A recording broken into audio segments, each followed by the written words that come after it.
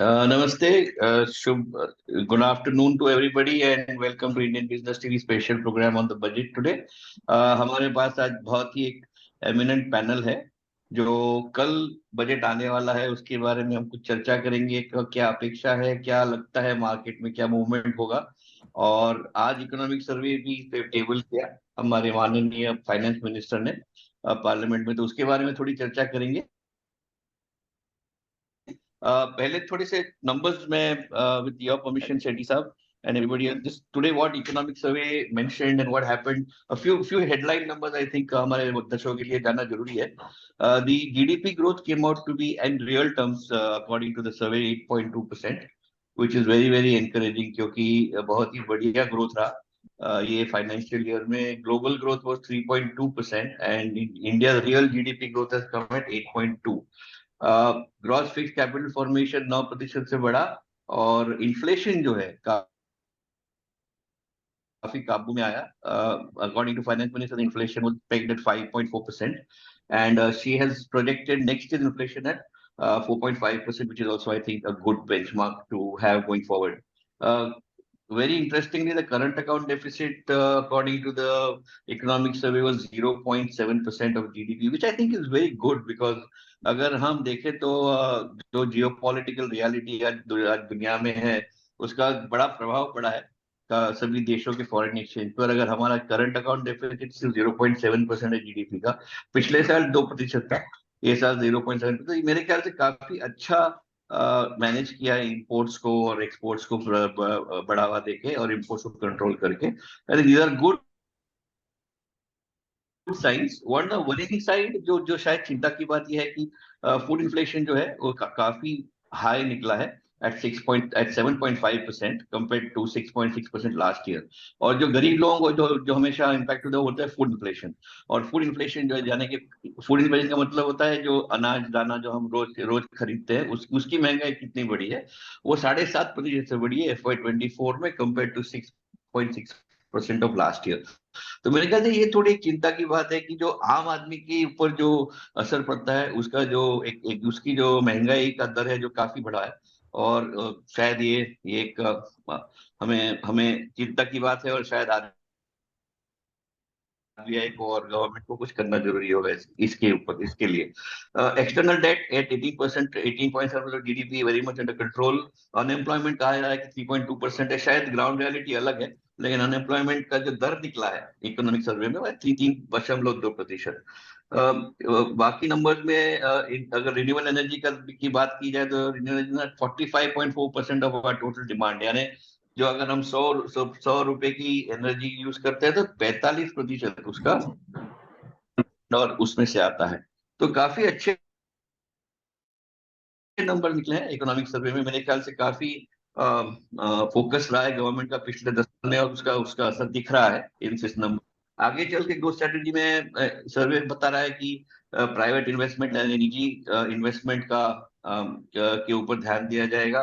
MSME growth यानी जो middle macro small medium enterprise के ऊपर फोकस दिया जाएगा। एग्रीकल्चर के ऊपर ध्यान दिया जाएगा और कृषि उद्योग पे ग्रीन पे फोकस होगा। और एजुकेशन एम्प्लॉयमेंट गैप जो है यानी जो बच्चे पढ़ाई करके स्कूल से या कॉलेज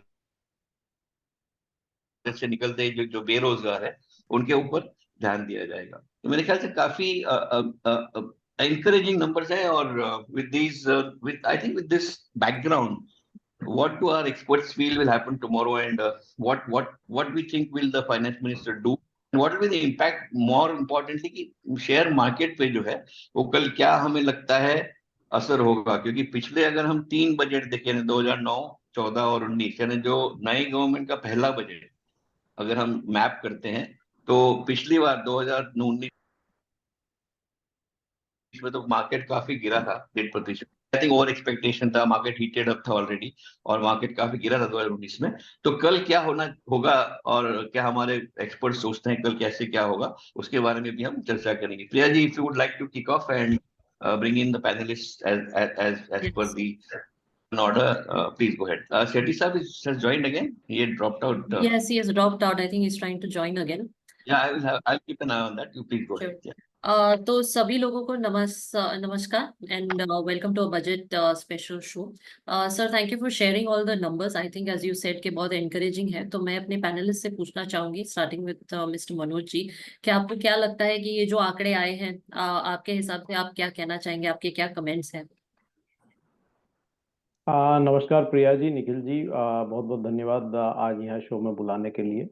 बिल्कुल, यहाँ पे जो इकोनॉमिक सर्वे आया है वो एक्सपेक्टेड है, और जिस तरह से जो ग्रोथ भारत की इकोनॉमी ने पिछले वर्षों में दिखाई है उसके इनलाइन यहाँ पे जो है ग्रोथ के नंबर्स जो है वो प्रेजेंट किए गए हैं। लेकिन अभी यहाँ पे अगर बजट को लेकर के हम बात के सामने, पहला तो ये कि अभी तक के जो दो गवर्नमेंट थे वो फुल मेजोरिटी के गवर्नमेंट थे, और ये यहाँ पे कोलिएशन गवर्नमेंट जो है हम देख रहे हैं। तो उसके चलते यहाँ पे काफी सारे जो अलाइज हैं, जो पार्टनर्स हैं, उनकी अपने पर्टिकुलर स्टेट को लेकर के काफी डिमांड जो है गवर्नमेंट से रहेगी। तो उसको गवर्नमेंट कैसे एड्रेस करेगी इस बजट में, वो देखने वाली बात होगी। दूसरा, हम देख रहे हैं कि इंटरनेशनल मार्केट में भी जो ग्लोबल इकोनॉमी हम देख रहे हैं कि वहाँ पे जो है हम कह सकते हैं कि स्ट्रेस जो है वो देखने को मिल रहा है। जिस तरह से हमने चाइना का देखा कि अभी जो सेकंड क्वार्टर के जो जीडीपी के नंबर्स है वो 4.7% तक आते हुए नजर आए हैं। हम्म। यूएस में भी जो इकोनॉमिक आंकड़े आ रहे हैं वो थोड़े डिसअपॉइंटिंग है, यूरोप में प्रॉब्लम है। तो जी। ये सारी चीजों को देखते हुए जो है ग्लोबल ग्रोथ को अपने परिदृश्य में रखते हुए हम्म। बजट में क्या जो है वित्त मंत्री जी की तरफ से इन हम्म। सब चीजों को दृष्टिगत रखते हुए और अपनी जो ग्रोथ जो विकास की जो रेट है, ग्रोथ रेट है, उसको कैसे जो है आगे ले जाया जाए। तो इन सारी चीजों के ऊपर इस बजट में जो है नजर रहेगी। ये जी, बिल्कुल। अरुण जी, आपके comments on the numbers that we have seen today? Good evening Priya ji and good evening Nikhil ji और गुड इवनिंग अरुण भाई, सभी शुरू पैनलिस्ट। करने के पहले मैं दर्शकों को बताना चाहूंगा, आपको बहुत बहुत बधाई। आपके घर में लक्ष्मी आई है, हमने सुना। और पेड़े आए नहीं अभी तक, पेड़े का इंतजार हो रहा है। तो आपको बहुत बहुत बधाई। हमारी यही प्रार्थना है कि दोनों माँ बेटी दोनों बहुत ही सुकुशल और they will be very healthy. And congratulation to you sir. Thank you Nikhil ji, thank you very much. आपने इतने अच्छे विषय शेयर किए। सेकेंडली निखिल जी, प्रिया जी, मुझे लगा मार्केट में ओवरऑल बजट की एक्सपेक्टेशंस काफी हाई है, और वो एक्सपेक्टेशन कितनी खरी उतरेगी वो कल देखना काफी ज्यादा इंटरेस्टिंग रहेगा। चार चीजों पे मेरी नजर है जो आज भी हमने हमारे क्लाइंट से शेयर की। एक तो पॉपुलिज्म ज्यादा नहीं होना चाहिए बजट में। अगर हम्म। पॉपुलिज्म हो जाता है, ज्यादा चीजें बांटने की या फिर फ्री देने की बात होती है, तो वो मार्केट को कभी कभी पसंद नहीं आएगा। उससे मार्केट थोड़ा निराश भी होगा। सेकेंडली, फिस्कल डेफिसिट क्या रखते हैं, उसका टारगेट या नीचे करते हैं ऊपर करते हैं, या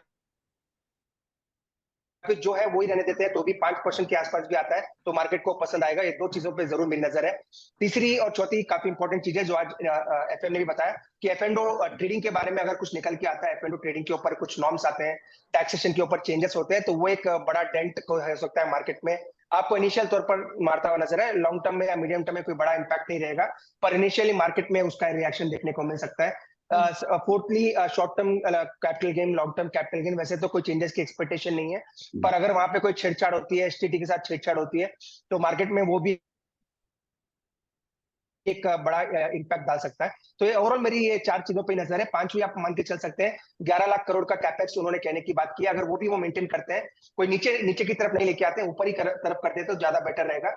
ये 4 से 5 चीजें मुझे इंपॉर्टेंट है। बाकी कोई चीजें मुझे नहीं लग रहा मार्केट पे कोई बड़ा इंपैक्ट डालेगी। सेक्टर स्पेसिफिक तो वैसे ही आजकल out of the budget announcement होती है, बजट के बाद जीएसटी काउंसिल ज्यादातर अनाउंसमेंट करती है, और ओवरऑल नीति आयोग या जो भी दूसरे मिनिस्ट्रीज है वहां से अनाउंसमेंट आता हुआ नजर आता है। तो 4 से 5 चीजें इंपॉर्टेंट रहेगी। अगर ये 5 चीजें पॉजिटिव हो जाती है तो मुझे लग रहा है मार्केट में कोई बड़ा रिएक्शन नहीं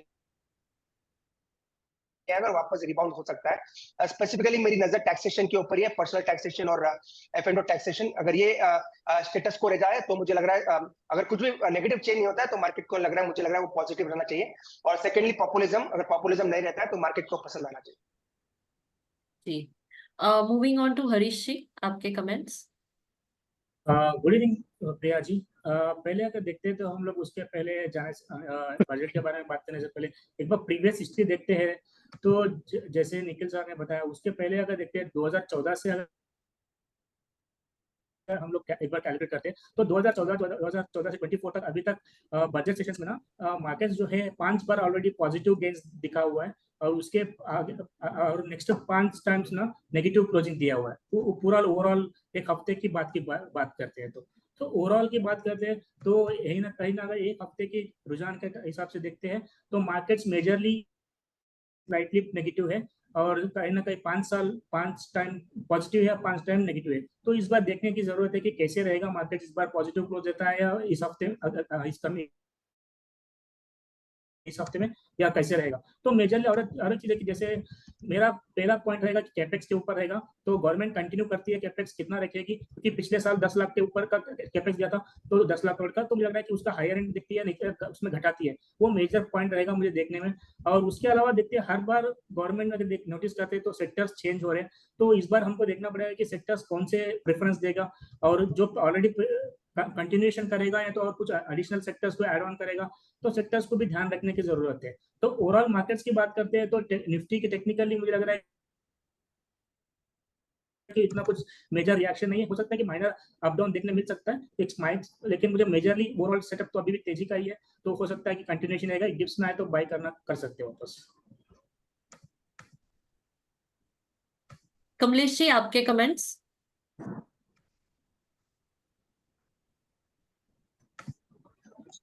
Hello.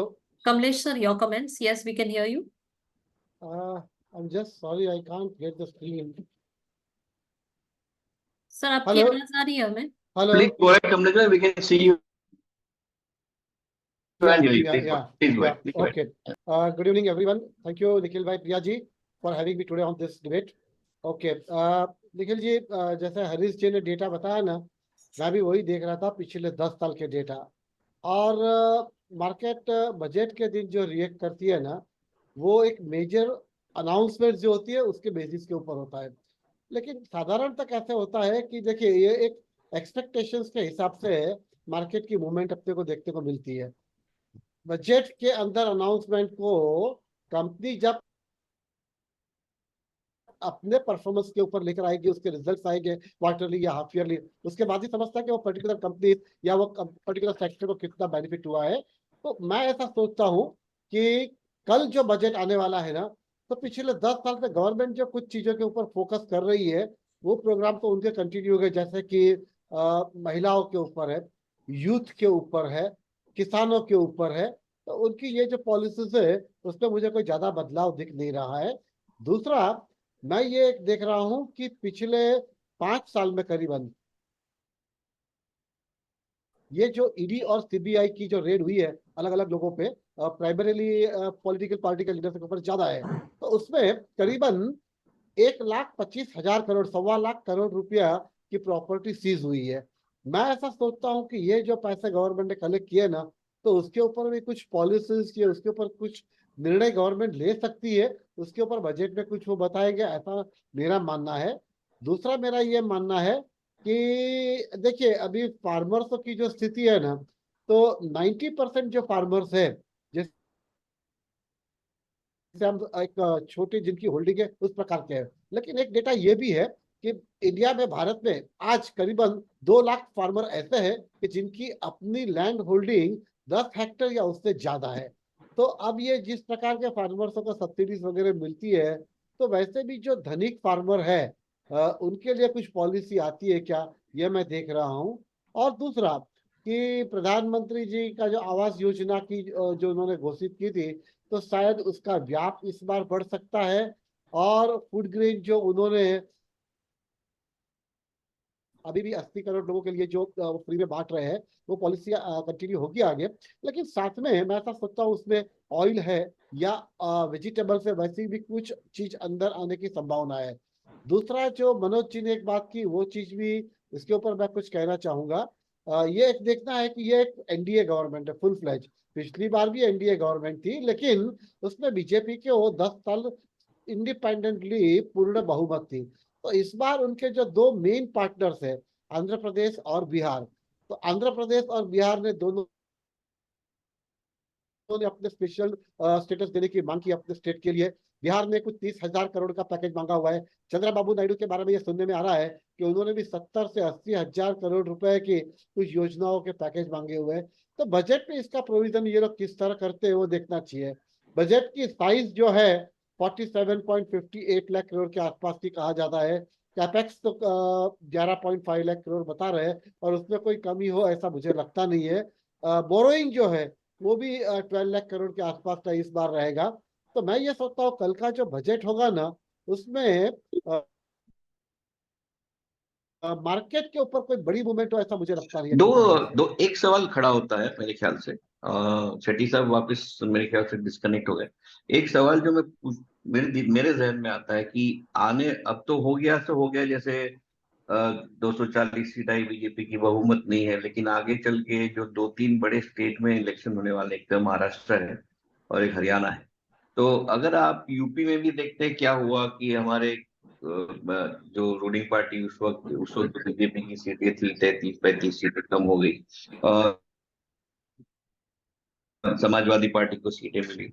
तो हमारे देश में तो ये तो आप कतई मना नहीं कर सकते कि राजनीतिक सच है और एक आर्थिक सच है, और ये दोनों सच में कभी कभी कॉन्फ्लिक्ट होता है। तो ये जो राजनीतिक रूप से एक सही बात होती है वो आर्थिक रूप से सही नहीं होता है। लेकिन अगर आप इसको आप रीड करते हैं हमारे जियो पॉलिटिक्स को विद इन इंडिया, तो क्या जो एक वाद विवाद हुआ था इलेक्शन के पहले कि एक वेल्थ टैक्स या एस्टेट ड्यूटी टैक्स, क्योंकि आप अमीर को ज्यादा टैक्स करिए क्योंकि गरीब के लिए पैसा चाहिए। आपने जैसे कहा कमलेश भाई की पैसा आएगा कहाँ से, आपको देना है 70,000 करोड़, आंध्र प्रदेश को देना है, बिहार को देना है, पैसा कहीं से आना तो चाहिए, कहाँ से आएगा? और ये पैसा आएगा टैक्सेस से, या तो इनडायरेक्ट या डायरेक्ट, और तो कोई तरीका नहीं है। या तो गवर्नमेंट बोरो करेगी, और अगर बोरो करेगी तो डेफिसिट फाइनेंसिंग होगा, तो वो भी it's a sort of a conflicting situation there. So my question to all of you is maybe couple of questions. One, do you think कृषि उद्योग में, क्योंकि I think the BJP lost heavily in areas where farmers were the major vote bank, you take Punjab, you take Haryana, you take rural Maharashtra, you take parts of Bihar. There are, if you analyze the results, election results, you can see a certain anger that probably was there in the farming community, which spilled over into the elections. Second, the appeasement to the Aam Aadmi. Yeah, I'm going to tax the rich so that I can, help to raise money for you. So ये जो मुद्दे हैं, कृषि उद्योग, और दूसरा जो हम कहते हैं कि अमीर को टैक्स नहीं करते हैं। I don't want to be seen as capital cronyism कि मैं सिर्फ अडानी अंबानी को हेल्प करता हूँ, तो क्या मुझे वो एक छवि उतारनी है? उसके लिए मैं करूंगा कि मैं उनको टैक्स करूंगा जिनके पास ज्यादा वेल्थ है। तो दो मुद्दे, कृषि उद्योग के लिए सॉफ्ट्स या सम एडिशनल इंसेंटिव्स, और wealth tax stroke estate duty. What are your views? Priya ji, whom would you like to start with? So we start with Arun ji. जी निखिल जी, जो मुझे लगता है ओवरऑल जिस हिसाब से पॉलिसीज बन रही है तो डेफिनेटली थोड़ा बहुत एंगर, जैसा कि आपने कहा, थोड़ा बहुत एंगर जरूर था, और जरूर रूरल एरियाज में वो देखने को भी मिला, और काफी कुछ चीजें निकल के आई। एक दो चीजें जो मुझे हमेशा से ही लगती थी कि रूलिंग पार्टी को इफेक्ट कर सकती है। एक तो जो ऑन ग्राउंड इन्फ्लेशन की जो बात है, जो महंगाई की बात है, वो डेफिनेटली बीजेपी गवर्नमेंट को इफेक्ट करी है। सेकेंडली अनएम्प्लॉयमेंट की जो ग्राउंड रिपोर्ट है वो भी आप और हम जानते हैं कि काफी स्ट्रेसफुल वो चीज मानी गई है। तो ये दोनों चीजें डेफिनेटली रूलिंग गवर्नमेंट को इफेक्ट करी है, और मुझे लग रहा है जैसे एग्रीकल्चर ओवरऑल सेक्टर को बड़ा बूस्ट मिलना भी चाहिए, क्योंकि मेजर कंट्रीब्यूटर है, ओवरऑल जीडीपी में मेजर कंट्रीब्यूटर है। Secondly mass of the population उसी सेक्टर से आता है। तो मुझे लग रहा है कल वाला बजट जो है वो एग्री फोकस जरूर रहेगा। 3 स्टेट इलेक्शंस होने हैं, हरियाणा महाराष्ट्र दोनों ही एग्री बेस्ड है, तो वहां पे तो डेफिनेटली सॉफ्ट्स आने ही है। सेकेंडली थर्डली आप झारखंड को ही मान सकते हैं, वहां पे भी अच्छे सॉफ्ट देखने को मिलेंगे। तो एग्री बेस्ड मुझे लग रहा है डेफिनेटली ये बजट होना चाहिए, और एग्रो या फिर एग्रीकल्चर सेक्टर की तरफ ही काफी अनाउंसमेंट्स आपको आते हुए नजर आ सकते हैं। सेकेंडली वेल्थ टैक्सेशन के मैं ज्यादा पक्ष में नहीं रहता हूँ, क्योंकि यूजुअली टैक्स टेररिज्म आप कह सकते हैं, जो कि यूजुअली वर्ड यूज होता है। तो टैक्सिंग द वेल्थ और वो सेम पैसा आप गरीब में देने की बात करते हैं, इस चीज की कोई अहमियत नहीं है, क्योंकि अगर आप जो टैक्स दे रहे हैं उनको ज्यादा टैक्स लगाएंगे तो इनडायरेक्टली यही बोला जाएगा कि जो जिन्होंने प्रॉपर टैक्स भरा है वहीं से ही आपको ज्यादा टैक्स आप कलेक्ट करना चाह रहे हैं। तो वेल्थ टैक्स के मैं ज्यादा पक्ष में नहीं हूँ, पर डेफिनेटली जो महंगी चीजें होती है, जो अल्ट्रा रिच कह सकते हैं, अल्ट्रा लग्जरी वाले आइटम्स में उनके ऊपर टैक्स जरूर बढ़ना चाहिए। तो वहां से आप डेफिनेटली टैक्स कलेक्ट कर सकते हैं, पर वेल्थ टैक्स के मैं पक्ष में जरूर नहीं हूँ। तो मुझे लग रहा है ओवरऑल टैक्सेशन पर्सपेक्टिव से मुझे लग रहा है सैलरी क्लास को अच्छा एक सॉफ्ट मिल सकता है कल के बजट में। हो सकता है एक अच्छा स्टैंडर्ड डिडक्शन भी देखने को मिले, और हो सकता है कुछ और डिडक्शंस 80C सेक्शन में भी आपको देखने को मिल सकते हैं। तो एग्री और सैलरी क्लास, ये दोनों सेक्टर पे मुझे लग रहा है काफी अच्छे अनाउंसमेंट आ सकते हैं। कुछ बड़े पॉपुलिज्म अनाउंसमेंट मैं एक्सपेक्ट नहीं कर रहा हूँ specifically to the middle class. Middle class को हो सकता है थोड़ी बहुत निराशा होती हुई नजर आए, पर एग्रीकल्चर सेक्टर जो एग्रो बेस या रूरल मिल सकते हैं। सेकंड सैलरी क्लास पे मुझे लग रहा है वहां पे एक बड़ी अच्छी आपको अनाउंसमेंट देखने को मिल सकती है, चाहे वो एम्प्लॉयमेंट के रिलेटेड रहे या फिर टैक्सेशन के रिलेटेड। जी मनोज जी, योर व्यूज। निखिल जी, आपने जो एग्रीकल्चर सेक्टर को लेकर के बात कही, तो यहाँ पे हम देख रहे हैं कि पिछले 3-4 वर्षों में कोविड के बाद से अगर हम देखें तो एग्री जो सेक्टर है, फार्म सेक्टर है, वो काफी डिस्ट्रेस में है। और इसी को देखते हुए भारत सरकार ने जो किसान सम्मान निधि की शुरुआत की थी, और हम देख रहे हैं कि लगातार जो है यहाँ पे डायरेक्ट बेनिफिट जो है किसानों को सरकार ट्रांसफर कर रही है। एक बड़ी बात जो है सरकार ने बार बार कही है पिछले बजट में कि ऑयल मिशन को लेकर के आत्मनिर्भरता की बात कही जा रही है। लेकिन अगर हम यहाँ पे देखें तो जो ऑयल सीड्स के जो प्रोडक्शन है इंडिया में, ईयर ऑन ईयर वो लगातार बढ़े हैं। लेकिन उसके अगर अगर हम दूसरे रेफरेंस में देखें तो जो प्राइस जो फार्मर्स को मिलना चाहिए थी वो नहीं मिल पाई। अभी भी हम देख रहे हैं कि काफी सारे जो ऑयल सीड्स है वो अपनी जो सपोर्ट प्राइस है उसके नीचे ट्रेड कर रहे हैं। यहाँ पे उसको लेकर के काफी जो इंडस्ट्री की तरफ से रिप्रेजेंटेशन लगातार होते हुए आया है। और सरकार को कहा गया है कि जो इम्पोर्टेड जो ऑयल्स हैं उनके ऊपर सरकार को ड्यूटी बढ़ाना चाहिए, जो कि कोविड के टाइम में गवर्नमेंट ने जीरो ड्यूटी कर दी थी। उससे ये फायदा होगा कि एक तो आपकी जो लोकल प्रोसेसिंग इंडस्ट्री है उसको बूस्टअप मिलेगा, और दूसरा जो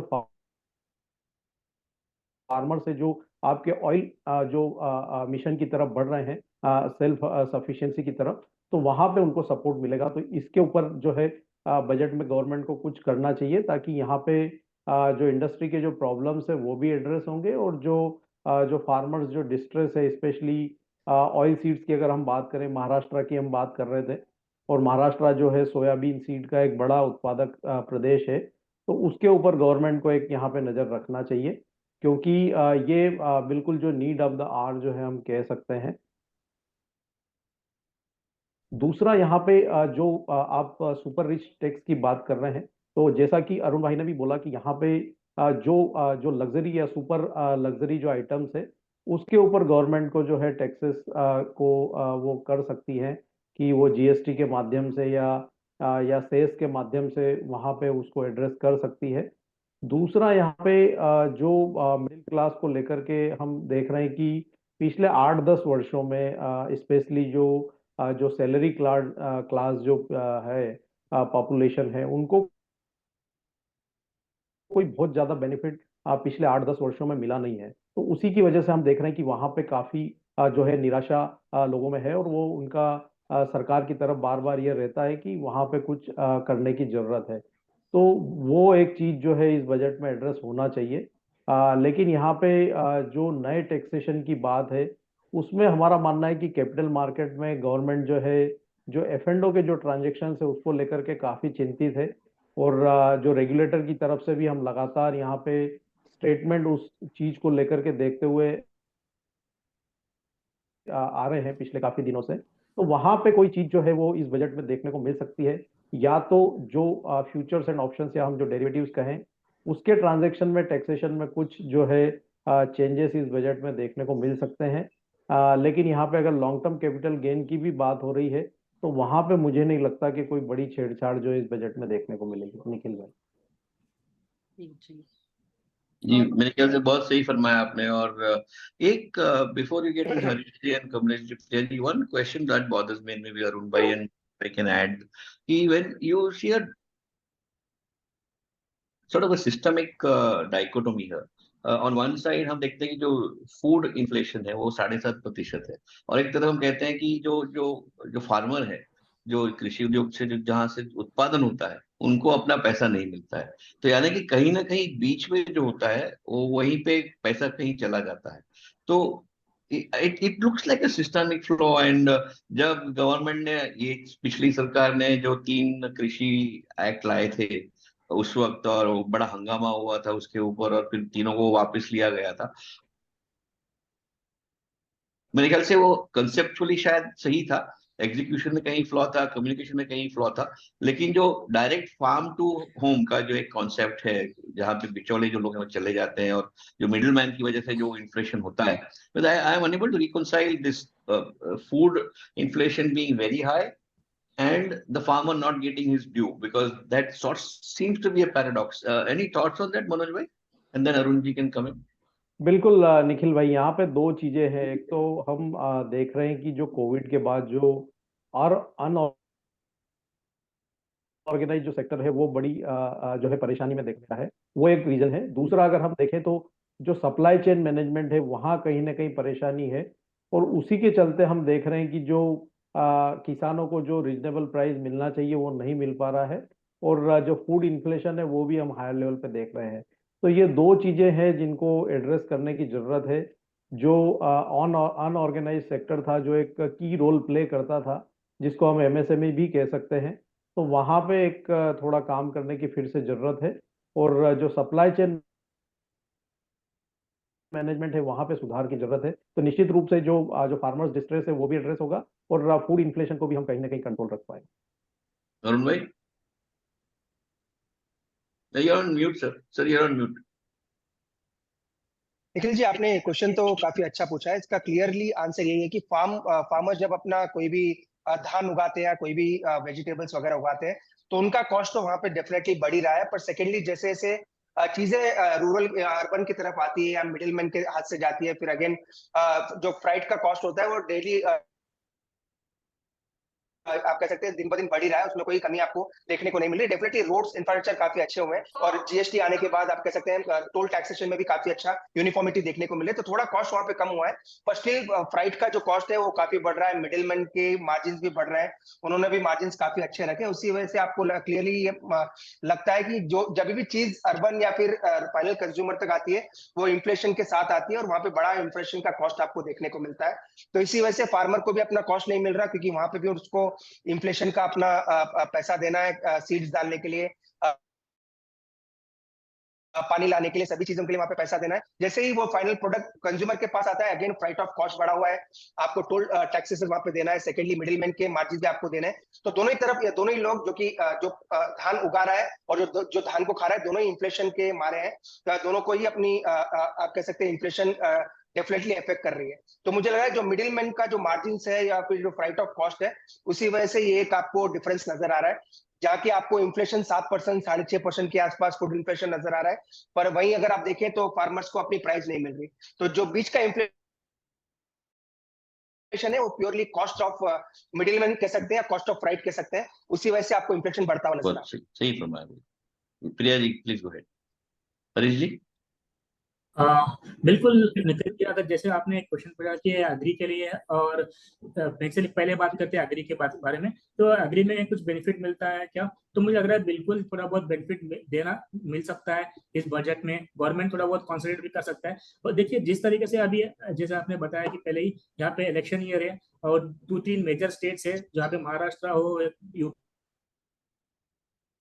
भी हो, तो इस में मेजरली शुगर बेल्ट है, तो इनको कहीं ना कहीं मेजरली फोकस करना पड़ता है शुगर के इसमें। तो अगर मुझे लग रहा है कि गवर्नमेंट अगर डायरेक्ट बेनिफिट भी ना दे, तो मुझे लग रहा है कि कहीं ना कहीं इनडायरेक्टली उनको बेनिफिट बिल्कुल दे सकती है। जिस तरीके से अभी रिसेंटली एमएसपी का दाम बढ़ा है यूपी में, तो मुझे लग रहा है कि शुगर एक मेजर रहेगा।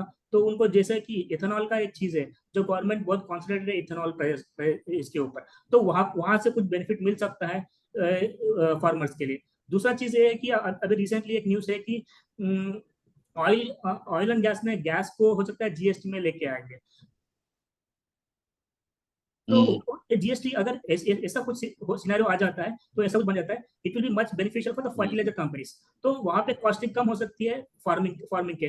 तो मुझे लग रहा है कि ये जो मेजर की पॉइंट्स है, फार्मर को अगर डायरेक्टली ना मिला तो भी मुझे लग रहा है कि इनडायरेक्टली बिल्कुल देने के लिए कोशिश करेंगे गवर्नमेंट, और उनको अपहोल्ड करेंगे, और आगे भी उनको मुझे लग रहा है कि उसमें बेनिफिट रहेगा।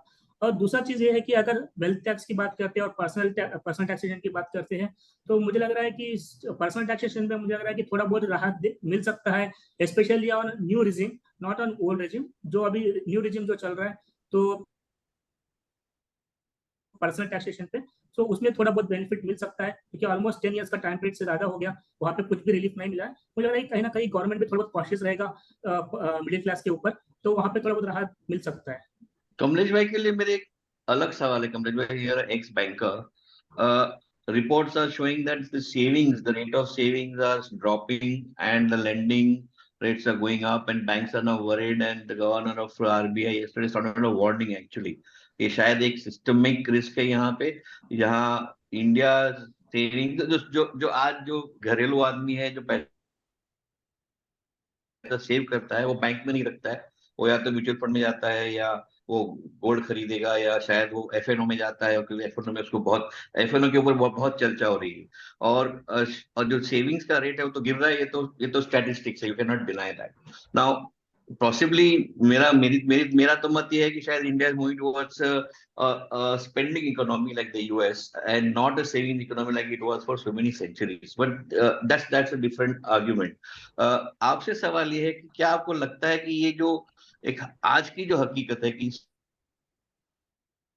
सेविंग्स आर ड्रॉपिंग, क्या कल के बजट में ऐसा कुछ आएगा in terms of tax incentives, where again you go back to that कि भाई आप 2 लाख रुपया अगर इसमें डालते हो तो आपको इतनी छूट मिलेगी, 1 लाख रुपया इसमें डालो, तो that something that promotes savings in order for you to save tax, so that banks can also benefit. Because the moment banks start dropping, the savings start dropping. The HDFC Bank CEO yesterday sounded a warning saying that we are going to be reducing our lending because our savings are going down. Now these are all warning signs from the banking system, and I think it's a very systemic thing. And I think as a citizen of India, I see that, and as a businessman, I see that a lot of spending that is happening, discretionary spending that is happening by India is massive. आज शादियां देखिए या tourism देखिए, आप hotels देखिए, लोग जैसे पैसा ऐसा खर्चा करें जैसे कल है ही नहीं। तो ये जो एक मानसिक चेंज आया है या एक बिहेवियरल चेंज आया है, you think that's going to impact the budget tomorrow? You think the finance minister is going to bring in something that will encourage bring people back to start saving again or saving more? Kamlesh भाई। Nikhil ji, it's a good question. और ये आपने बात जो बताई ना, मुझे जो लग रहा है निखिल भाई कि पिछले 1 बरस से इक्विटी मार्केट में जिस प्रकार से बुल रन चल रहा है, और मैं ये कहूँ, मैंने बीच में भी एक डिबेट में कहा था कि इन सेंसेक्स का 10,000 का बेंचमार्क जो हम गिनते हैं, तो सेंसेक्स की सफर 1986 से चालू हुई और अब ये 2024 में 80,000 क्रॉस हुआ। 20,000 में हम 1,000 भी सेंसेक्स पकड़ते हैं ना, तो सेफली ये कह सकते हैं कि पिछले 38 ईयर्स के अंदर market Sensex has grown by at least 38 times. अब यह हुआ है कि पिछला 10,000 का बेंचमार्क 70,000 से 80,000, that has gone in less than 7 month.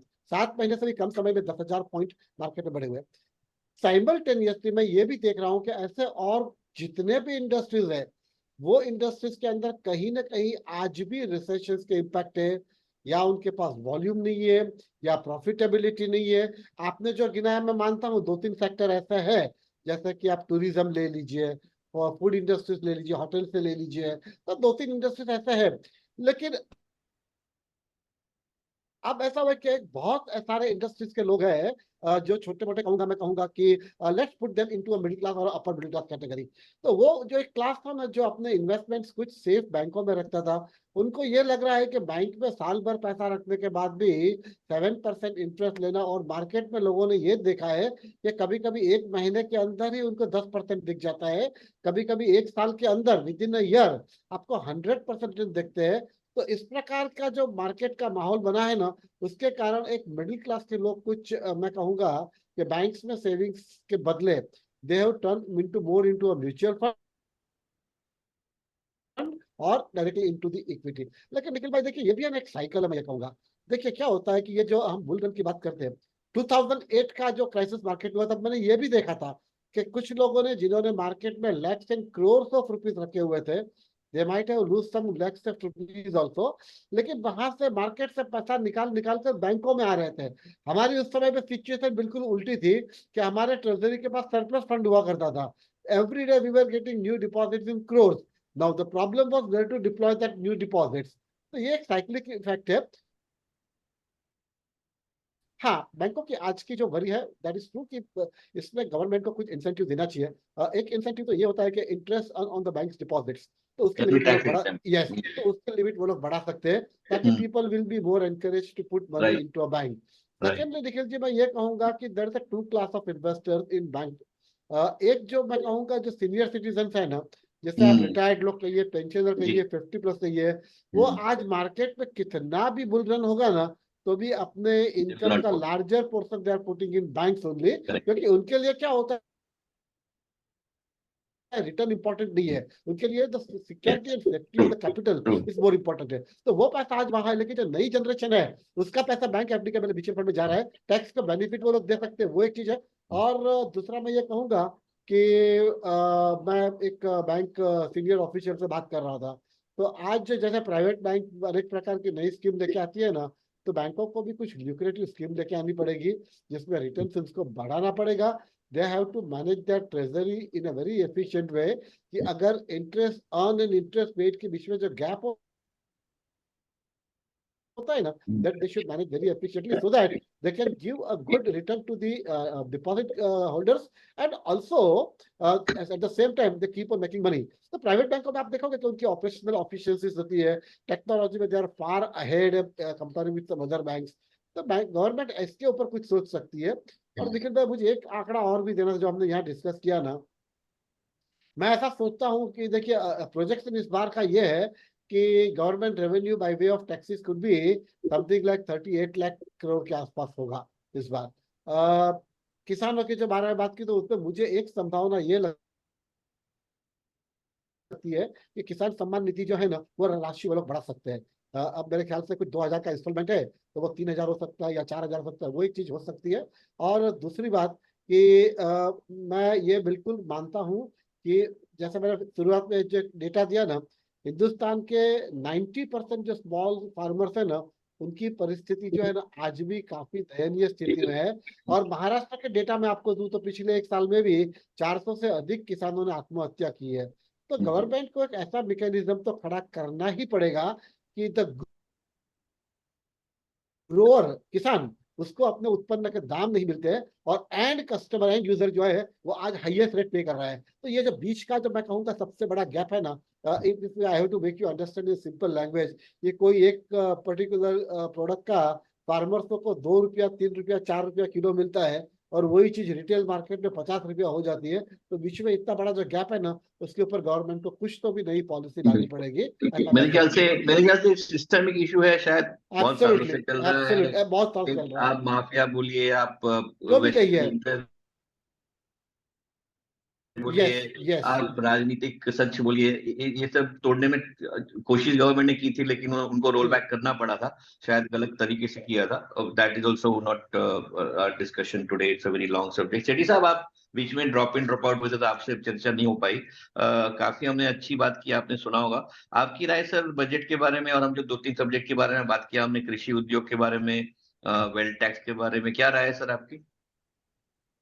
मेरा एफ एंड ओ सेगमेंट के बारे में कहना है जी कि एफ एंड ओ सेगमेंट क्यों हुआ है, क्यों इसमें 90% सट्टा हो रहा है, क्यों हो रहा है? इसमें जो मेन कल्प्रिट है, जिसकी ओर इशारा नहीं किया जा रहा है, वो स्टॉक एक्सचेंज है। जी। स्टॉक एक्सचेंज उनको जैसा प्रोडक्ट बोलो वो बना के देते हैं आपको खेलने के लिए। वो ये खिलवाते हैं, ये यंगस्टर जो आते हैं उनको खेलने की जगह दी है उन्होंने। कि पहले आपको मालूम आईपीओ मार्केट में 400 आईपीओ आए थे, मिनी स्टील पर 200 आए थे, सोया पर, सोया कंपनियों के, और ऐसे लीजिंग कंपनियों के आए थे 500 कंपनियां। जी। उन पे कैसे रोक लगाई गई? हम्म। उन पे रोक लगाई गई कि इशू साइज अभी कर दिया एसएबी में 1.25 लाख रुपया, आप 15,000 रुपये में शेयर नहीं ले सकते। आपको 1.25 लाख देना जी। पड़ेगा। लेकिन ऑप्शन में आप क्या कर रहे हैं, 15,000 की चीज 1500 में कर रहे हैं, रिवर्स कर रहे हैं आप। आप हर एक आदमी को चांस दे रहे हैं कि वो आए और खेले। और तो आप आपके देखिए, जी बॉम्बे गुड। स्टॉक एक्सचेंज की वेबसाइट खोलेंगे आप, तो उससे पहले आएगा ये ऑप्शन का कभी सेटलमेंट हो रहा है, कभी नहीं हो रहा है। तो ऑप्शन वालों के लिए सारा काम हो रहा है, और So, उनकी sir, I मर्जी think होती है that कि नए प्रोडक्ट you know, बनाते हो। just from argument perspective, it is part of the capital market, right? अगर अगर अगर निवेशक जो है वो मैच्योर नहीं है, और अगर वो शायद आ जाता है उस सेक्शन में जहाँ उसको नहीं जाना चाहिए, तो इसका मतलब ये नहीं कि उस सेक्शन को बंद कर देना चाहिए। एफएनओ तो is a part and parcel of, I think, the capital markets, and it is healthy in a certain way. Obviously, the fact that small players are getting in and uneducated players are getting in is detrimental. But so what क्या would है you sir, suggest, sir? What is the solution?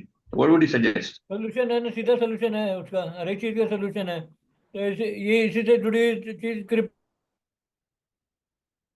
की है, फिर आगे जाएंगे तो solution क्या है इसका, कि पहले इतना नहीं होता था, अभी क्यों हो रहा है, पहले हम उसको स्टडी करें। आईपीओ में हमारे पास सोल्यूशन लेके आए, और यहाँ हम आग लगाने वाला काम कर रहे हैं। उस ऑप्शन को बढ़ाने के लिए स्टॉक एक्सचेंज काम कर रहा है, और सेबी का काम है स्टॉक एक्सचेंज को कंट्रोल करना। सेबी को दिक्कत आ रही है क्योंकि स्टॉक एक्सचेज सेबी को अरुण कंट्रोल भाई, दे आप रहा है। इन्वेस्टर है, आपके पास बड़ा पोर्टफोलियो है, आप काफी इन्वेस्टर्स को एडवाइस करते हैं. What are your views as a person who advises people to invest? You heard Sethi Saab, and Sethi Saab is a veteran of the market. He's always bullish about everything, but he's negative about FNO. He's saying that there is something going wrong there, where small players are being sort of encouraged to get into areas they should not get portfolio into. वाला client Sir, your option में views? नहीं जाता है, ये निखिल जी चीज आप clear है। निखिल जी आप पोर्टफोलियो वाला दूसरा पोर्टफोलियो में जाता है, ऑप्शन में नहीं जाता है। ऑप्शन की कैटेगरी अलग है। नहीं, अरुण भाई से सुनते हैं सर. अरुण भाई, योर व्यूज? निखिल जी, सेठी जी ने सही कहा। एक तो देखिए, दो चीजें जरूर करनी चाहिए। एक तो जो वीकली एक्सपायरी का जो कॉन्सेप्ट है, ये मुझे शुरू से समझ में नहीं आता है। हम कराते भी नहीं है, करते भी नहीं है, ना किसी को सजेशन करते हैं। मंथली एक्सपायरी जरूर करते हैं, क्योंकि मंथली एक्सपायरी में एक तो क्या है, बड़े बड़े लोगों के फ्लोस होते हैं, लिक्विडिटी भी होती है। सेकंड, हेजिंग कराना जरूरी है मार्केट में, इसलिए मंथली एक्सपायरी से ही हम हेजिंग कराते हैं, चाहे वो निफ्टी के कॉल बेचे, निफ्टी का फ्यूचर बेचे, या फिर किसी भी स्टॉक को हेज करे अहेड ऑफ रिजल्ट्स और समथिंग। तो मंथली एक्सपायरी तो डेफिनेटली मुझे पसंद है, क्योंकि हम उसको हेज करने के लिए यूज करते हैं। पर सबसे पहले वीकली एक्सपायरी को बंद करना चाहिए। अगर वीकली एक्सपायरी बंद होगी, तो वैसे ही जो भी यंगस्टर, जो भी नए लोग एफएनओ एक्सपायरी के लिए ट्रेड करने के लिए आ रहे हो, क्लियरली खत्म हो जाएंगे। तो वीकली एक्सपायरी आने के बाद ही आपको एफएनओ में ट्रेडिंग ज्यादा मिली, क्योंकि ₹1 का ऑप्शन आपको नजर आ रहा है, ₹100, ₹200 वो ऑप्शन हो रहा है। वो सेम वीडियोस आपको यूट्यूब पे मिल जाएंगे, इंस्टाग्राम पे मिल जाएंगे। उसी वजह से फैसिनेटेड होने के बाद काफी लोग मार्केट में आते हुए नजर आते हैं। तो वो चीजें शुरू से ये अभी बंद होनी चाहिए। और फ्रैंकली निखिल जी, आपको मैं बताता हूँ, वीकली एक्सपायरी को हम कंप्लीटली अवॉइड करते हैं, ना कभी ट्रेड करते हैं, ट्रेडिंग करने की रिकमेंडेशन देते हैं। अगर कोई क्लाइंट सामने से पूछता है कि मुझे वीकली ऑप्शन करना है, देन हमको देना पड़ता है, उसमें कोई ऑप्शन नहीं है। पर हमारी तरफ से हम कभी वीकली ऑप्शन में ट्रेडिंग की सलाह नहीं देते। सेकंड, एक सजेशन हमने सोचा था, हमने किसी को बताया नहीं है, पर वो चीज जरूर होनी चाहिए कि जो भी एफएनओ में ट्रेड करना चाहते हैं, उनको पर्टिकुलर मॉड्यूल्स को पास करना चाहिए। पर्टिकुलर एक आप कह सकते क्वालिफिकेशन होने के बाद ही उनको एफएनओ की ट्रेडिंग को लिए अलाउ करना चाहिए। वो एक अच्छा स्टेप होना चाहिए, क्योंकि काफी मॉड्यूल्स एनआईएसएम में है, आपको एनसीएफ में भी मिल जाएंगे। अगर वो मॉड्यूल्स कोई बंदा क्लियर होता है, या कोई भी लेडी या कोई भी यंगस्टर क्लियर होता है, तभी उनको एफएनओ में ट्रेडिंग करने के लिए परमिशन देनी चाहिए। वो एक छोटा मोटा क्राइटेरिया जरूर होना चाहिए। और सेठी जी का कंसर्न एकदम क्लियर है, मेरा भी सेम कंसर्न है। एफएनओ में ट्रेडिंग आजकल कॉलेज के बच्चे भी करना शुरू कर चुके हैं, और जीरोधा या कोई भी जो अकाउंट्स है, जो भी जिसमें ब्रोकरेजेस कम होती है, वहां पे वो लोग ट्रेडिंग कर रहे हैं, और अपना जो कैपिटल ज्यादा खो रहे हैं, वो वीकली एक्सपायरी नहीं खो रहे हैं। जैसा कि सेबी ने भी ऑलरेडी कहा, 90% of the derivative trader lose their money in FNO market. तो अगर आप डेटा भी निकालेंगे, खंगोलेंगे, तो 90% जो है वो वीकली ऑप्शंस में ही पैसा जा रहा है, और वहीं पे ज्यादा पैसा खोते हुए नजर आ रहा है। क्योंकि फ्यूचर्स अगर लेना है, तो फ्यूचर्स में पैसा ज्यादा लगता है, तो यूजुअली यंगस्टर्स करते नहीं है। पर वीकली ऑप्शंस आप कह सकते हैं Monday to Friday daily expiry है। आज अगर आपने देखा, मिड कैप की एक्सपायरी थी, कल आपको फिन निफ्टी की एक्सपायरी होगी, Wednesday bank Nifty, Thursday Nifty, और फ्राइडे सेंसेक्स। तो रोज खेलो इंडिया खेलो हो रहा है। तो ये बंद होगा तो अपने आप मार्केट में मुझे लग रहा है जो भी नए लोग एफएनओ में घुसे हैं, कंप्लीटली बाहर हो जाएंगे। खेलो इंडिया खेलो, बहुत ही बढ़िया बताया आपने. Steady साहब, your views on Arun bhai's suggestion that we should have a qualification criteria for people to get in? Sounds very nice. It's a very good suggestion. I think that unless you have that certificate of trading that you have been gone through a particular course, then only you can refer. You think that will help, Shetty sir? पर उसमें वो तो नहीं खेलता ना, खेलना उसके नाम पे कोई भी खेलता है। वो तो अपने इंडिया में फिर वो जुगाड़ बैकडोर से सब होगा, सब सही यहाँ बात है कि आप किसी एक आदमी को प्रोटेक्ट नहीं कर सकते हैं। But at लालच least- की जो भावना है, लालच Yes. को बढ़ावा देने के लिए प्रोटेक्ट नहीं होना चाहिए। Yes, Manoj. Some you on that. Go ahead, Manoj. आप Yeah, you're on mute, sir. Sir, you're on mute. Nikhil भाई, इसमें दो तीन चीजें हैं। एक तो जैसा कि अरुण जी ने बताया कि जो वीकली एक्सपायरी है उसको जो कहीं ना कहीं एड्रेस करने की जरूरत है। साथ ही यहाँ पे अगर हम जो डिलीवरी बेस्ड ट्रेड है अगर उसको बढ़ाना चाहते हैं तो एक तो डिलीवरी बेस्ड जो ट्रेड है वहाँ पे गवर्नमेंट ने जो सिक्योरिटी ट्रांजेक्शन टैक्स है वो काफी हाई रखा हुआ है as compare to F&O transaction. उसको देखना बहुत जरूरी है क्योंकि डिलीवरी ट्रेड कम होने का एक बहुत बड़ा रीजन जो है वो ये है कि वहां पे सिक्योरिटी ट्रांजेक्शन टैक्स बहुत ज्यादा है। दूसरा, अगर हम देखें तो अगर हम पीएमएस की बात करते हैं तो एक तरफ जो सेबी ने पीएमएस की जो लिमिट है वो 25 लाख से बढ़ा के 50 लाख कर दी। दूसरी तरफ हम चाहते हैं कि जो छोटे निवेशक हैं वो यहाँ पे सिस्टमेटिक इन्वेस्टमेंट जो निवेश के तरीके हैं उससे जुड़े। तो कहीं ना कहीं हम यहाँ पे जो है बिल्कुल विरोधाभास है कि एक तरफ आप पीएमएस की सीमा जो है बढ़ा के 50 लाख कर रहे हैं और दूसरी तरफ हम चाहते हैं कि लोग यहाँ पे डिलीवरी या जो long term investment Paradoxical. Yes. Attract हो, तो उसको कहीं ना कहीं यहाँ पे कम करने की जरूरत है। अगर उसको यहाँ पे एक 5 लाख या 10 लाख ऐसी कोई सीमा के पीएमएस की अगर शुरुआत होगी तो वो भी एक यहाँ पे बड़ा जो है हम कह सकते हैं कि रीजन हो सकता है स्पेकुलेटिव ट्रेड को कर्व करने के लिए। लेकिन निश्चित रूप से यहाँ पे जो सिक्योरिटी ट्रांजैक्शन टैक्स है डिलीवरी बेस्ड ट्रेड का उसके ऊपर देखने की जरूरत है और एफ&ओ वाले जो ट्रांजैक्शन है वहां पे एसटीटी बढ़ाया जा सकता है। तो ये एक यहाँ पे जो है इस चीज को करने से निश्चित रूप से कुछ ना कुछ फायदा एक बार मिल सकता है।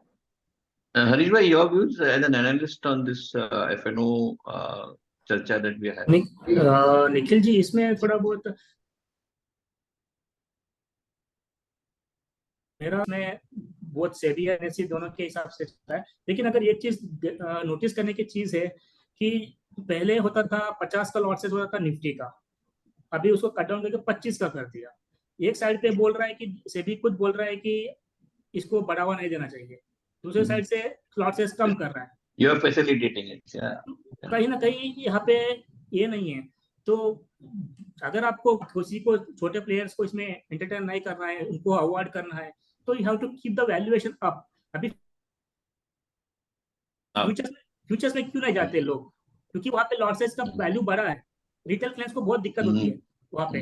तो यहाँ पे लॉट साइज कम कर किया जा रहा है डेली बेसिस। हाँ, मुझे समझ में आता है कि वो पेरी के हिसाब से वो मेंटेन करना पड़ता है, लेकिन मार्केट कैप के हिसाब से मेंटेन करना पड़ता है। लेकिन अगर आपको करना है और क्लाइंट्स को अगर रिटेल क्लाइंट्स को अगर आपको अवॉइड करवाना है तो you can't keep minimum token amount. True, very true. Kamlesh bhai? Yeah, Nikhil bhai, as you are aware, I was a custodian for MNC Bank for about 20 years. तब मैंने एक चीज नोट की और दूसरा when I address the students of colleges, especially TY BCom MBA students, तो मैं हमेशा लोगों को कहता हूँ कि F&O जो है is not for the trading for the small investors. छोटे इन्वेस्टरों के लिए F&O प्रोडक्ट नहीं है। It is more to be use for a hedging purpose. Institutions hedging के लिए इसको यूज करती है, क्योंकि मैंने अपने वो 20 साल के कार्यकाल में देखे हैं कि millions of dollars they were using for hedging this thing. और दूसरा ये है जो बिल्कुल सही कहा ना, ये कैसे हो रहा है कि if I can give you example, cigarette के पैकेट्स के ऊपर 90% स्पेस में लिखते हैं कि cigarette smoking is injurious to health, और आप उसको रोक भी नहीं रहे हो, खुलेआम उसका सेल तो हो ही रहा है। So SEBI will have to ensure, have to bring some norms so that the trading into this kind of a product will not be easy for the retail traders. ऐसा मेरा मानना है। वो आपने कहा कि जुगाड़ कर लेंगे, तो उसके अंदर भी ये सारे फ्लॉस के अंदर ना SEBI is aware of all this thing.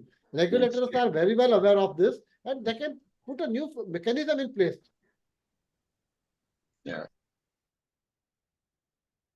Shetty sir, you heard everybody, you raised the subject, and I think it is something that needs to be addressed. It's an elephant in the room that you can't ignore. So what are your final views on that, sir, on the F&O part? अभी तो ध्यान गया है, सेबी ने 1 point का agenda ले लिया है कि इसको ठीक करके रहना है मुझे। अभी वो Yeah, कहीं well, भी that's जाती है, it. मैडम उसकी वो एक ही बात करती है कि इसको बंद करो, युवा तबाह हो रहा है। Very तो true, very true. उसको गर्दन पे उसने पाँव रखा है अभी। जी. तो और दूसरे बॉम्बे स्टॉक एक्सचेंज की साइड पे जाओ तो उनके एडवर्टाइजमेंट आ रहे हैं, ऑप्शन करो करो, हम्म, खेलो, एक बोलता है खेलो, एक बोलता है नहीं खेलो। हम्म, अभी जैसे ताश के भी कुछ गेम होते हैं, उसमें हम्म, भी रम्मी है, तीन पत्ती है, वो इस चीज को बढ़ावा देते हैं। बाकी बहुत से गेम आप खेलें तो खेल सकते हैं, बिना पैसे के तो खेल सकते हैं। हम्म, अभी आपने सवाल उठाया निखिल जी लिक्विडिटी का, कि हम्म, लिक्विडिटी चाहिए सबको। हम्म, लिक्विडिटी के लिए अपने को, जैसे अभी कमलेश जी ने बताया कि 90% इंजूरियस है, पान मसाला नहीं खा सकते हैं, सिगरेट नहीं पी सकते हैं, खराब है सेहत के लिए। तो हम 90% चीज खराब है उसको हम क्यों रिकमेंड कर रहे हैं? तो खाली लिक्विडिटी चाहिए हमें इसके लिए, जो सबको जुआ खेलने देना हम। अभी क्रिप्टो आने वाला है जल्दी, 2-3 महीने में क्रिप्टो आ जाएगा। क्रिप्टो आएगा, क्रिप्टो से क्या प्रॉब्लम होने वाला है? क्रिप्टो की गेम क्या है? क्रिप्टो की वो कोई थ्योरम बना के चलाएगा, उसके हिसाब से उसका प्राइस चलेगा, और उसमें उसको फायदा होगा, आपको नहीं फायदा होगा। Yeah, I think those are delivery things to नहीं worry है। about. हम्म, तो ये हम अगर चीजों को अभी से कंट्रोल नहीं करेंगे, उसमें डिस्कस नहीं करेंगे, तो हम लोग फंसते चले जाएंगे, और यंगस्टर्स इतने फंस जाएंगे। अभी gambling is going to be second biggest problem after alcoholic problem. अभी अल्कोहलिक से ज्यादा गैम्बलर होने वाले हैं। Yeah, but I think that's because of the gaming culture also online. And you're right, that is creeping into households with children, with college people. You can do it on your phone. So पहले तो आपको कहीं जाना पड़ता था gaming arcade में, अब तो आर्केड में क्या जरूरत है, आप घर में बैठे फोन पे कर सकते हो। तो मेरे ख्याल से those are social changes that are coming. My last question, gentlemen, to you, Priya ji, before we wind up today's show. Last question from my side. Sector wise, if you are to tomorrow lay a bet that, and from your perspective of being the market and experts, which sectors do you think are most likely to benefit from tomorrow's budget? Which would you look at as the top 2 or 3 sectors that really will get benefited with anything that comes in tomorrow? Arun bhai? Nikhil ji, मुझे लग रहा है oil and gas, ये मेरा मुझे लग रहा है यहाँ पे बड़े रिफॉर्म्स की जरूरत है, क्योंकि सभी सेक्टर्स में रिफॉर्म हो चुके हैं। ऑयल एंड गैस में मुझे लग रहा है काफी रिफॉर्म्स देखने को मिलेंगे, इधर वो गैस के रिलेटेड पॉलिसी रहे, या फिर आप कह सकते हैं ओवरऑल जीएसटी में पेट्रोल डीजल में लाने की बात रहे, जो कि mostly out of the budget ही आता है। जीएसटी काउंसिल इसको अनाउंसमेंट किया था। ऑयल एंड गैस सेक्टर मुझे लग रहा है वहां पे एक बड़े रिफॉर्म्स आएंगे, चाहे वो कल के बजट में आए या कल के बजट के बाद नेक्स्ट 6 मंथ्स में आए। तो पहला मेरा सेक्टर डेफिनेटली, जिसमें मैं बुलिश भी हूँ क्लियरली, वो ऑयल एंड गैस है। ऑयल एंड गैस पे आपको जरूर बैट रखना चाहिए, वहां पे सबसे बड़े रिफॉर्म्स आ सकते हैं। सेकंड, अगेन मुझे लग रहा है अगर दूसरा सेक्टर की बात करें तो पावर में, मुझे लग रहा है पावर में एक अच्छा, अभी भी काफी अच्छा रुझान है, रिन्यूएबल एनर्जी में भी काफी गवर्नमेंट का रुझान है, तो वो एक सेक्टर पे जरूर ध्यान देना चाहिए। सेकंड, मुझे लग रहा है वो सेक्टर जरूर लाइमलाइट में रहेगा। थर्ड, अगर बात करें तो ऑटो सेक्टर में सबसे ज्यादा आपको एम्प्लॉयमेंट होता हुआ नजर आता है, तो ऑटो सेक्टर में भी मुझे लग रहा है अच्छे रिफॉर्म्स आने चाहिए। ऑटो सेक्टर वैसे भी लाइमलाइट में, और सबसे बड़ा लीडिंग इंडिकेटर किसी भी इकोनॉमी का ऑटो सेक्टर ही होता है, कि अगर आपका ऑटो सेक्टर अच्छा कर रहा है तो इसका डायरेक्टली कनेक्शन आपकी इकोनॉमी से, आपकी इकोनॉमी अच्छा कर रही है। तो 3 सेक्टर मुझे अच्छे लगते हैं। First definitely oil and gas है, सेकंड पावर, और थर्ड ऑटो। ये तीनों सेक्टर मुझे लग रहा है यहाँ पे गिरावट आती है किसी भी छोटी मोटी वजह से, ना कि कोई बड़ी वजह से। तो ये तीनों सेक्टर मुझे लग रहा है अच्छे करने चाहिए next 6 to 12 months. Great. Manoj bhai, your views? Nikhil भाई, यहाँ पे एक तो फार्म सेक्टर को ध्यान में रखते हुए कहीं ना कहीं जो फर्टिलाइजर सेक्टर है वहां पे नजर रखना चाहिए, क्योंकि फॉर्म के लिए यहाँ पे काफी अनाउंसमेंट जो इस बजट में हो सकते हैं। दूसरा, हम देख रहे हैं कि कैपेक्स जो है गवर्नमेंट यहाँ पे लगातार बढ़ा रही है पिछले बजट्स को अगर देखें तो अगर वहाँ पे कैपेक्स मेंटेन होता है तो कैपिटल गुड्स जो है वो एक अच्छा सेक्टर रहेगा जहाँ पे नजर रखना चाहिए। और निश्चित रूप से यहाँ पे अगर हमको ग्रोथ को बरकरार रखना है तो कैपिटल गुड्स का उसमें मेजर रोल रहेगा, तो वहां पे नजर रखना चाहिए। और तीसरा, बिल्कुल यहाँ पे जिस तरह से रिन्यूएबल एनर्जी के ऊपर गवर्नमेंट का फोकस है तो वो आगे भी जो है की रोल प्ले करता रहेगा। तो fertilizer, capital goods and renewable energy, ये 3 सेक्टर अच्छे लगते हैं। Great. Amazing. Harish bhai? Nikhil ji, मेरे हिसाब से भी मोस्टली मुझे लग रहा है कि जिस तरीके से कैपेक्स वगैरह बढ़ाने की कोशिश कर रहे हैं, कंटिन्यू रहेंगे, तो उसके चलते मुझे लग रहा है कि मैन्युफैक्चरिंग सेक्टर एक रहेगा, जो electronic manufacturing specially EPS companies, तो इसमें थोड़ा बहुत मुझे लग रहा है कि तेजी कंटिन्यू रहेगी, जो ऑलरेडी हुए दिख रहा है डिक्सॉन जैसे कंपनीज में। मुझे लग रहा है कि इस सारे कंपनीज, और दूसरा चीज रहेगा कि रेन्यूएबल एनर्जी बिल्कुल लाइमलाइट में रहेगा, कंटिन्यूएशन रहेगा। और थर्ड रहेगा वाटर ट्रीटमेंट का, मुझे लग रहा है तो वाटर ट्रीटमेंट में भी मुझे लग रहा है कि थोड़ा ज्यादा इनपुट दे सकता है, क्योंकि ये मेजर कंसर्न होगा आगे जाके गवर्नमेंट के लिए। मुझे लग रहा है कि वाटर ट्रीटमेंट कंपनीज के ऊपर भी ध्यान दे सकते हैं। कमलेश भाई, निखिल भाई, मैं before I give you a sector, मैं एक चीज कहूंगा कि मेरा ये अनुभव ये रहा है कि कोई भी जब सरकार आती है ना, तो उसका फर्स्ट ईयर का जो बजट होता है ना, वो जनरली पॉपुलिस्ट बजट नहीं होता है, क्योंकि उनको इलेक्शन अभी 5 साल के बाद फेस करना है। तो उनको जो भी, जिसको हम कहते हैं ना कि हार्ड डिसीजंस लेने हैं, अप्रिय निर्णय लेने हैं, तो ये पहले बजट में हमेशा लेते हैं। तो मैं ऐसा मानता हूँ, एक रिन्यूएबल एनर्जी मैं भी मान रहा हूँ, उसको बढ़ावा मिलेगा। प्लस प्रधानमंत्री जी ने जो एक योजना चालू की है, प्रधानमंत्री सूर्यघर मुफ्त बिजली, तो जो सोलर सिस्टम्स की जो है उसको कुछ इंसेंटिव देंगे, उनके लिए कुछ नया फंड क्रिएट कर सकते हैं। और थर्ड मोस्ट इंपॉर्टेंट जो मैं कहता हूँ ना, वो इंफ्रास्ट्रक्चर के ऊपर मैक्सिमम वो लोग इस बार खर्च करेंगे, ये पर्टिकुलर 5 साल के अंदर।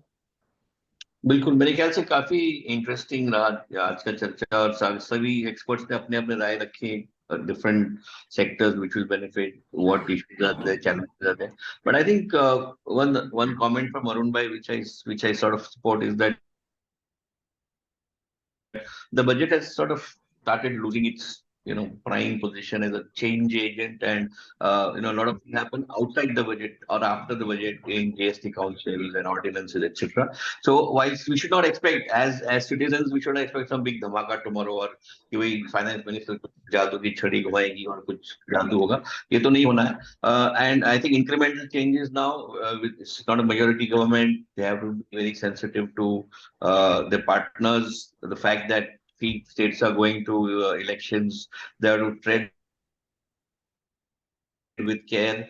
Plus, the wounds are still raw of the last elections, where ab ki baar 400 par turned out to be a very big, letdown for the BJP especially. So I think they're going to be a little cautious in whatever they do. So we should set our expectations accordingly. Those are my closing comments. Seti sir, anything from you, and then Priya ji, you can just round up.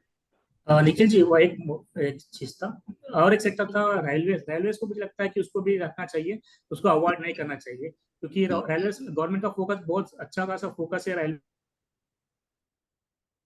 में। मुझे लग रहा है कि एक sector को भी continue करेंगे फोकसिंग, तो मुझे Absolutely, I think that is also a key for elections. I think when they want, Haryana में नई ट्रेन आ जाएगी, महाराष्ट्र में नई ट्रेन आ जाएगी, और मेरे ख्याल से जहां जहां इलेक्शन है वहां नई ट्रेन तो आएगी, तो वो तो होना ही है. But you are right, the railway stock, and I think that's a big, the infrastructure part of India is so much dependent on railways, and they're doing a great job, by the way. I think in spite of the disasters that happened, and nobody likes that, but I think all in all, very broadly speaking, an amazing job, and a lot of expenditure in the right place at the right time. And you're absolutely right. Those stocks are something that we should be looking at very closely. Seti sir? Sector की तरफ तो नहीं, लेकिन आपको जादू की चाबी देता हूँ, वो है टेक्नोलॉजी, और दूसरा है मैन्युफैक्चरिंग। जो टेक्नोलॉजी की कंपनी आई, टाटा टेक्नोलॉजी आई, उनकी टेक्नोलॉजी की अभी बैटरी की कंपनी आ रही है, टाटा मोटर्स की है, उसका इशू आ रहा है। और ऐसे ही मैन्युफैक्चरिंग में अभी काफ़ी कंपनियां आई हैं जो इलेक्ट्रॉनिक बैटरीज बना रही हैं, चिप्स बना रही हैं, और बहुत से केमिकल्स यहाँ यूज नहीं होते थे, वो इम्पोर्ट करके मंगा के बनाएगी। तो किसी भी सेक्टर में नहीं, इन दो में पैसा काफ़ी है। अभी मोबाइल फोन कितने करोड़ों के जा रहे हैं, 1000 करोड़ के बन रहे हैं, ऐसे और प्रोडक्ट्स हैं। तो इसमें जो इंडियन कंपनी ज्वाइन कर रही है साथ में, उसमें आप इन्वेस्ट कर लेंगे तो बहुत कमाएंगे आप, टेक्नोलॉजी कंपनी में और मैन्युफैक्चरिंग में। I think IT itself, with the artificial intelligence coming in and robotics, I think very exciting times ahead. But one doesn't know when that's going to head. Priya ji? जी sir, बहुत बढ़िया session रहा panelist के साथ, तो I want to thank each and every one of you for joining today. और कल budget है, तो देखते हैं कि सरकार कितनी खरी उतरती है एक्सपेक्टेशंस पे। So once again, thank you so much, Kamlesh. And I think we'll do a post-budget session with all of you, subject to your availability. Priya will reach out to you, so let's set up something for day after tomorrow or the day after. When we have enough time to analyze everything and then come with our comments. I think let's get the panel together for that. Sure, sir. So Nikhil ji, thank you so much. Kamlesh sir, Manoj ji, Thank you. Harish Thank ji, you. Arun ji, or Sethi sir. Thank you so much for joining us today. Namaste. Thank you.